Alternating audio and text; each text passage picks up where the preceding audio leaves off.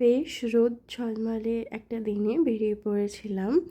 আর আজকে একটা খুব প্রিয় মানুষের বাড়ি যাচ্ছিলাম। ওয়েদারটা ভীষণ সুন্দর ছিল, রোদ উঠেছিল, তবে খুব একটা কষ্ট হচ্ছিল না। তারপর আমার প্রিয় স্টেশনে চলে এসেছি।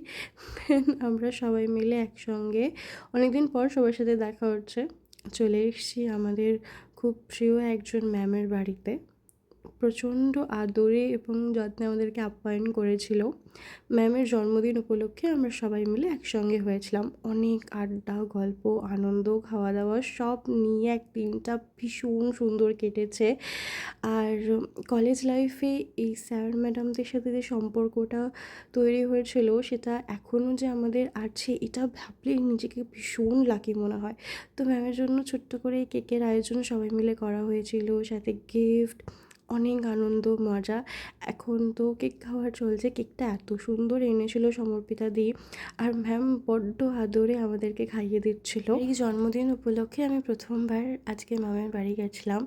আর বাড়িটা এত সুন্দর সাজানো গোছানো, সাথে প্রচণ্ড সুন্দর টেস্টি খাবার দাবার ছিল।